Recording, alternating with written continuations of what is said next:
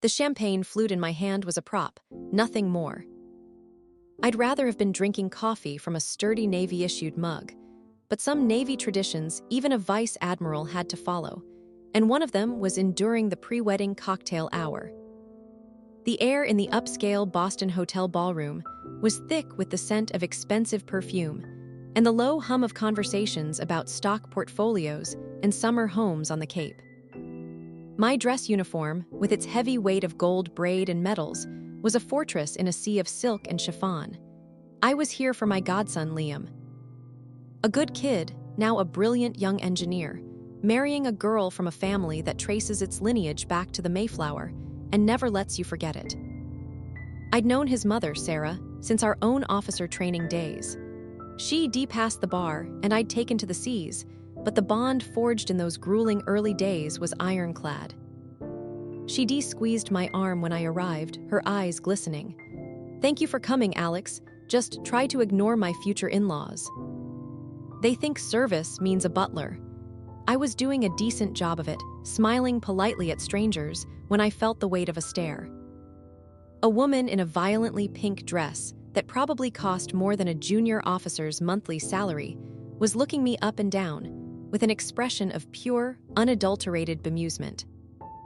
She was flanked by two similarly dressed women, a trio of pastel judgment. With a sigh internalized from decades of command, I turned slightly, offering a neutral nod. It was all the invitation she needed. She drifted over, smile sharp. "Hello, I'm Deborah, the bride's aunt. We were just trying to place you." Her eyes went to my ribbons and sleeves. "That's quite the outfit. Are you entertainment, historical reenactor? For the naval theme, Liam did love those toy boats." A flicker of annoyance quickly banked. I'd dealt with worse from adversarial foreign commanders. "It's a uniform," I said, my voice calm, level. The voice I used on unstable decks in high seas. "Oh, of course, dear," she trilled, sharing a conspiratorial glance with her friends who had sidled closer. "But it's so detailed. All those cute little ropes and anchors." She leaned in, her voice dripping with condescending sweetness. "Let me guess. You're one of those lovely girls who does what do they call it? The Navy's public relations. Giving tour on those old museum ships in the harbor. Such a charming, girly job. Perfect for meeting a nice man, I imagine." The word girly hung in the air like a bad smell. My job, leading tens of thousands of sailors, managing a multi-billion-dollar budget, strategizing global naval presence, was girly. I took a slow sip of champagne, letting the silence stretch, just a beat too long for comfort. "Something like that," I said, a non-answer that seemed to satisfy her completely. She brightened. "So admirable, really, making a hobby a career." "Not like my Henry." She waved at a man talking hedge funds. "He's in real defense. Contractor work, very serious, very stressful." "But I'm sure you have your own little stresses, maybe uniform checks for a parade." One of her friends, emboldened, chimed in. "Do they let you sail the boats, dear? Or is that for the men?" I felt a familiar, steadying calm settle over me, the calm before delivering a decisive order. "I've been known to steer on occasion," I said dryly. Deborah's laughter was a brittle tinkle. "How adventurous. Well, you enjoy playing sailor, dear." "It's so refreshing to see someone commit to a bit of role play." She patted my arm, her touch brief and dismissive. "We must circulate. Do try the canapes, they're divine." They floated away, a cloud of perfume and pity, their laughter trailing behind them. I stood, a rock in their frivolous stream. Sarah appeared at my elbow, her face flushed with anger. "Alex, I am so sorry. I heard every word. That woman is a—" "It's fine, Sarah," I said and meant it. The insult wasn't to me. It was to every woman who'd ever served, to every sailor under my command. And it would be addressed, not with shouting but with facts, with the unassailable weight of truth. The dinner bell chimed. We filtered into the grand dining hall. The seating chart, as these things often are, was a masterpiece of social engineering. And there at table 3 was my name card, Alexandra Carter, and right next to it, Deborah Whittaker. Fate, it seemed, had a sense of poetic justice. I took my seat. Deborah was already there, holding court. She paused as I sat down. "Oh, hello again. We're table mates. How lovely." She didn't sound like she thought it was lovely at all. Dinner proceeded in courses.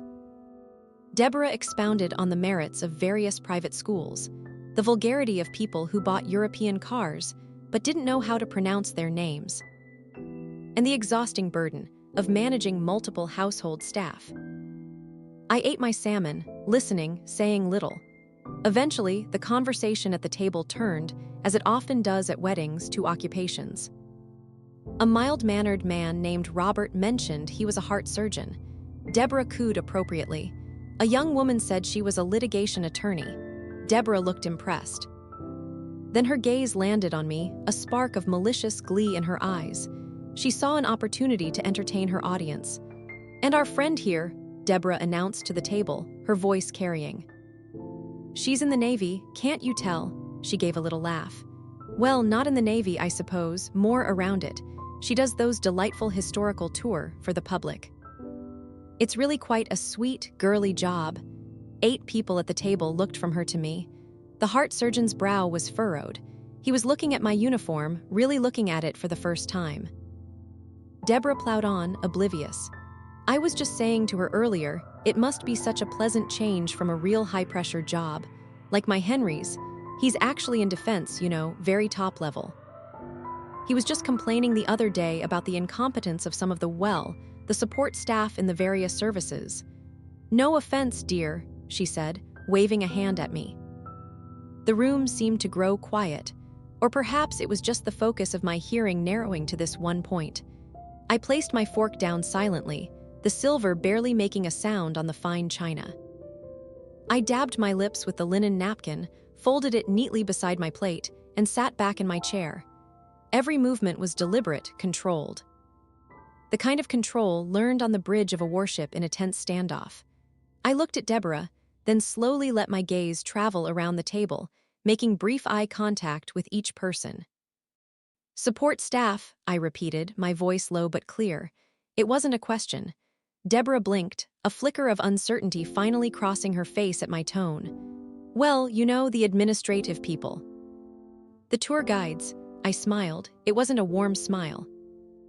It was the smile I gave when a junior officer made a critical error in a simulation and needed to understand the gravity of it without being shattered. A teaching smile. "Deborah," I began. "You've made several assumptions tonight. First, this uniform is a costume. It is not. It is the service dress blue uniform of a flag officer in the United States Navy. The cute little ropes are called fouled anchors, part of the insignia of a line officer. The gold trim on the sleeves," I said, raising my arm slightly so the light caught the intricate braid, "denotes rank, a great deal of it." I let that hang for a second. The attorney at the table was staring, her mouth slightly open. The heart surgeon was nodding slowly, as if pieces were clicking into place. "Second," I continued, my voice still calm, "you assumed my role was girly and involved giving tour. The United States Navy does not employ tour guides in uniform at the rank of a senior officer.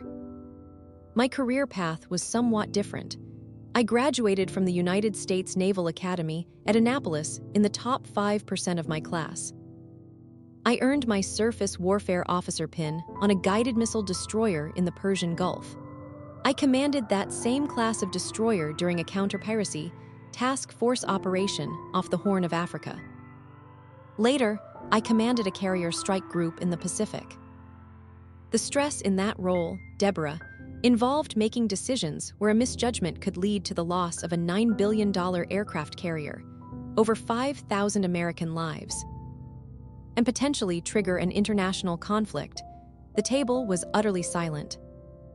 Deborah had gone pale under her makeup.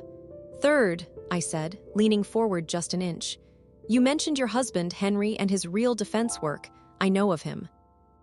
His firm, Triton Defense, submitted a bid last quarter for a naval avionics contract.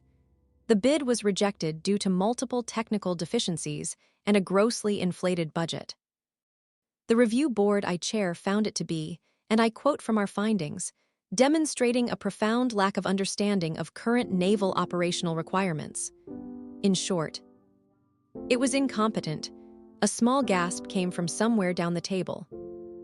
Deborah looked as if she'd been slapped. As for my current role, I said, finally reaching for the water glass and taking a slow sip, I am not in public relations.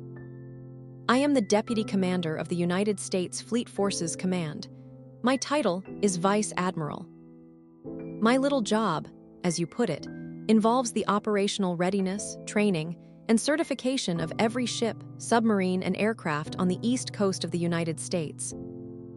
I oversee roughly 130 ships, over 1,200 aircraft, and more than 100,000 active-duty personnel.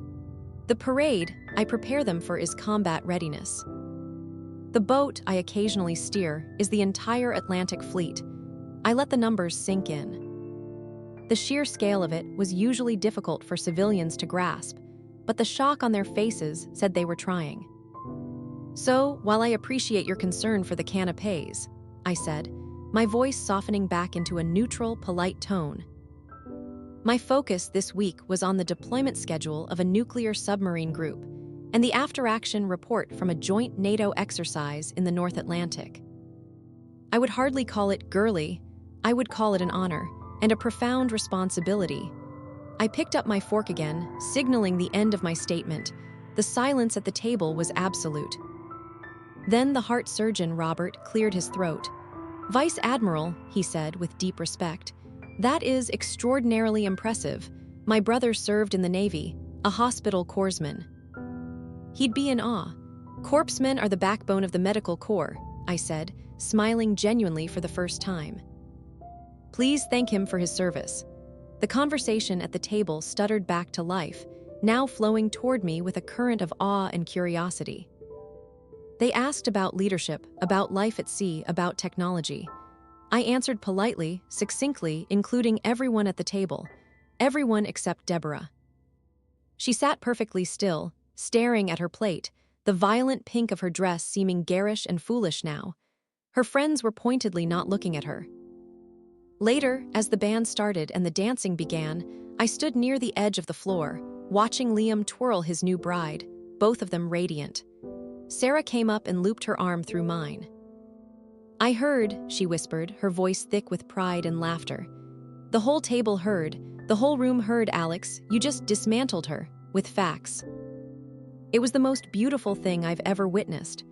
I just stated my resume, Sarah, I said, but a small, satisfied smile touched my lips. You stated it like a tactical strike, she countered. She nodded across the room. Deborah was hastily collecting her purse, her husband Henry, a florid-faced man who had apparently been filled in, glowering beside her. They were leaving, early. I watched them go, feeling no triumph, only a quiet sense of rectification. The uniform had been seen. The person within it had been recognized, not as a woman playing dress-up, but as a leader. An admiral, the band shifted to a slow song. I felt a tap on my shoulder. It was Robert, the heart surgeon. Vice Admiral, he said, slightly formally, might I have this dance? I promise not to step on your toes. It would be an honor. I laughed, the last of the evening's tension melting away. The honor would be mine, Doctor. And it's just Alex tonight. As we moved onto the floor, the gold braid on my sleeve catching the light, I knew the story would ripple through this rarefied world. The story of the tour guide who turned out to command fleets. It was a good story, a needed one. For every young girl who might be told her ambitions were too much, or her chosen path too rugged, or her uniform just a cute costume. They needed to know that sometimes. The most powerful thing you can do is to simply and clearly introduce yourself. If you enjoyed this story of quiet authority and well-deserved comeuppance, there's more where that came from. Dive into tales of underestimated professionals, hidden strengths, and the moment the mask comes off. Subscribe to The Reckoning channel for your weekly dose of satisfying narratives where respect is earned and assumptions are dismantled. Hit the bell icon so you never miss a story. And as always, in a world full of noise, remember to listen for the truth beneath the surface.